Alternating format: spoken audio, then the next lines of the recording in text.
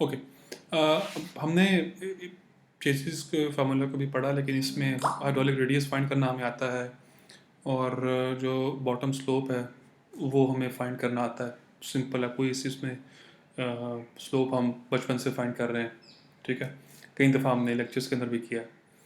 Chassis सी जो है ये समथिंग न्यू, ये कैसे फाइंड करना है? तो चेसिस का कांस्टेंट जो है उसको फाइंड करने के 3 फार्मूलाज हैं, राइट।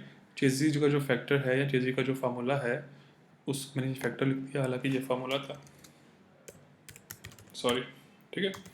अब चेसी का जो सी है इसको फाइंड करने के 3 जो है ना वो आपके पास तरीक़ेकार हैं। पहला जो उसका फार्मूला जो था ना, जो चेसी को फाइंड करने का, वो प्रपोज किया एक साइंटिस्ट था, जी के एक फार्मूला साइंटिस्ट था, स्विस इंजीनियर था, ठीक है। तो उसने बेसिकली जो है एक 1869 के अंदर जो है ना एक फार्मूला प्रपोज किया जिससे आप सी को फाइंड कर सकते हैं। अब मैं इसको इतने लंबे फार्मूले को यहाँ पे नहीं लिख रहा, सिंपल आपकी जो है ना वो स्लाइड के अंदर गिवन है। तो ये फार्मूला है बेसिकली, ठीक है। इसके अंदर जो सी है उसने फाइंड करने का ये तरीका बताया कि 41.65। ये बाय द वे याद करने की ज़रूरत नहीं है, this will be given to you in the question paper. अगर इसके बारे में कोई क्वेश्चन आता है तो ये फार्मूला याद करने की जरूरत बिल्कुल भी नहीं है, आपको गिवन होगा, सवाल जो है ना वो क्वेश्चन पेपर के ऊपर गिवन होगा। तो 41.65 plus 0.00281 over S, where S is bottom slope, ठीक है। फिर प्लस 1.811 ओवर एन, ये एन कुटर्स एन इसको बोलते हैं, बिकॉज जी के जो फॉर्मूला है इसमें के स्टैंड्स फॉर कुटर, ठीक है। तो उसने जो है बेसिकली जो एन जो है ये कुटर्स एन है, ये वाला, इसका ये चीज़ आपको गिवन होगी, ठीक है। इसका टेबल होता है, तो टेबल के अगेंस्ट जो है आप इसकी वैल्यू को पढ़ सकते हो, ठीक हो गया। फिर उसके बाद 1 प्लस नीचे जो है डिनोमिनेटर के अंदर 1 प्लस ब्रैकेट 41.65 प्लस 0.00281 ओवर दोबारा वंस अगेन बॉटम स्लोप, फिर n वही कुटर्स n जिसकी वैल्यू के टेबल से पढ़नी है आपने, ठीक हो गया। और फिर है r which is hydraulic radius, जो कि फार्मूला होता है, जो कि सॉरी फार्मूला क्या होता है, जिसका कि फार्मूला होता है एरिया ओवर वेटेड पेरीमीटर, ठीक है ना। तो ये जो n है ये हम फार्मूले के अंदर जो गिवन है इसको हम आमतौर पे कुटर्स n भी बोलते हैं। तो खैर मैंने अभी बोल ही दिया था पहले भी। तो इसको बेसिकली जब भी आपने क्वेश्चन आए एग्जाम के अंदर या वैसे कभी फील्ड के अंदर जो है वो बोलें कोई, तो इसको कुटर्स एन बोलते हैं, ठीक है ना।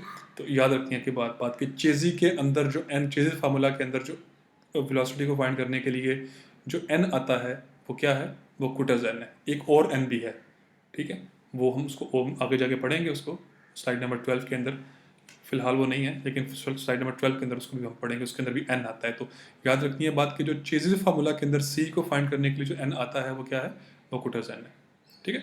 ये फार्मूला याद करने की जरूरत नहीं है, दोबारा बोल रहा हूँ, ये आपको जो है वो गिवन होगा एग्जाम में, ठीक हो गया।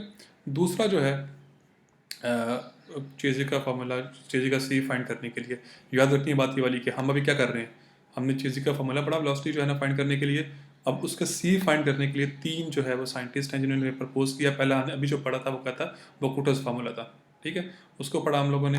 अभी जो दूसरा जो है सी को फाइंड करने के लिए फार्मूला प्रपोज किया था वो एक साइंटिस्ट था बेजन, उसने किया था 1897 में। अब याद रखनी है बात ये वाली कि 1869 में जो फार्मूला प्रपोज किया था वो कुटर्स ने किया था सी को फाइंड करने के लिए।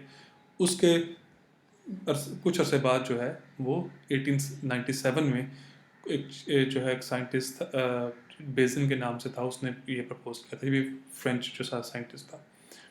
इसने कहा कि जी आप जो सी वाला जो है ना, जो पहले कुटर्स ने फार्मूला प्रपोज किया वो इतना लेंथी फार्मूला है और इतना एफिशिएंट भी नहीं है, तो आप ये हमारे वाला जो फार्मूला है ना ये सिंपल भी है, तो इससे जो है ट्राई करो। इसमें क्या था, सिंपल है कि न्यूमरेटर के ऊपर जो है वो क्या आता है 157.6 over 1 plus M under over, ये एम के नीचे है ये M over under root of R, तो फिर वही चीज़ है हाइड्रोलिक रेडियस, ठीक है। एम जो है, अब यहाँ पे ये बेसन्स एम है, वहाँ पे कुटर्स एन था, यहाँ पे क्या है बेसन्स एम। अब बेसन्स एम जो है उसका टेबल जो है यहाँ पे गिवन दिया हुआ है कि अगर आपका चैनल जो है, मैं क्वेश्चन में लिखता हूँ कि जी बड़ा स्मूथ जो है ना वो सीमेंट का जो है ना ऑफ प्लेन वुड चैनल है आपका, तो एन की वैल्यू ये वाली आ गई। अगर मैं बोलता हूँ कि जी अर्दन चैनल है, बड़ा परफेक्ट कंडीशन है, तो फिर 1.54, ठीक है। अगर अर्दन चैनल है और ऑर्डिनरी सेक्शन है तो फिर 2.36, और अगर अर्दन चैनल है रफ कंडीशन है तो फिर की वैल्यू क्या हो जाएगी 3.12, 0.17। अब चेक करो कि सी की वैल्यू जो है ये कम होती जा रही है अगर हमारे चैनल की जो रफनेस है या चैनल के जो हालात हैं वो बुरे होते जा रहे हैं। अगर बहुत स्मूथ है तो फिर क्या है, सी की वैल्यू कम। ठीक है, अगर सी की वैल्यू जो है वो कम है तो चेक करो ज़रा, सॉरी सी की वैल्यू कम करूँ, एम की वैल्यू जो है ना वो कम है। ठीक हो गया। इसी तरह अगर आपका जो चैनल है वो कंक्रीट का है तो सी की वैल्यू थोड़ी सी ज़्यादा, फिर दोबारा से बोल रहा हूँ, एम की वैल्यू थोड़ी सी फिर जो है ना ज़्यादा हो जाएगी। अगर आपका वो जो पुअर ब्रिक वर्क है, यानी कि जो हमारे चैनल आमतौर पर बने हुए हैं, ईंटों के बने हुए होते हैं, इनको ये ब्रिक वर्क होते हैं, इनकी चैनल जो है इनकी एम की वैल्यू जो है वो थोड़ी सी ज़्यादा। अब अगर कच्चा चैनल है लेकिन उसकी कंडीशन अच्छी है तो देखो एम की वैल्यू जो है वो पहले से ज़्यादा। अगर ऑर्डनरी कंडीशन है, मतलब मुनासिब कंडीशन है, तो फिर 2.34, और अगर रफ है तो फिर 3.17। अच्छा, अगर जूं आपका चैनल जो है वो उसकी कंडीशन जो है वो बुरी होती जाती है, आपके एम की वैल्यू बढ़ती चली जाती है। अब एम की वैल्यू यहाँ पे बढ़ रही है तो सी की वैल्यू क्या हो जाएगी, कम हो जाएगी, बिकॉज एम जो है वो क्या है, डिनोमिनेटर में है। तो जो एम की वैल्यू जो है वो बढ़ेगी, सी की वैल्यू क्या होगी, कम होगी। और चेजी फार्मूला के अंदर अगर सी की वैल्यू कम हो रही हो तो वी की वैल्यू क्या हो जाएगी, कम हो जाएगी। तो इसका मतलब ये हुआ कि हर रफ चैनल के अंदर जो है वो वेलोसिटी जो है वो क्या होती जाती है, कम होती जाती है। क्लियर? मैं इस बात को लिख दूँ, ठीक है, क्योंकि मैं ये एग्जाम में पूछता होता हूँ। ये एक शॉर्ट क्वेश्चन, मेरा फेवरेट शॉर्ट क्वेश्चन है। ठीक है, तो इसको मैं ज़रा लिख साथ में लिख लूँ। मैंने भी क्या बोला कि as the value, as the condition of channel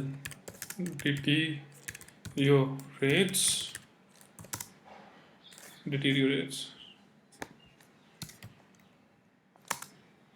the value of m, value of, मैं बेजन्स में लिखता हूँ, बेजन्स m increases as the value of m increases,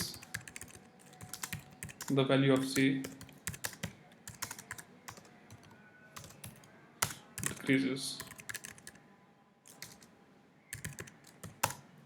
When the value of c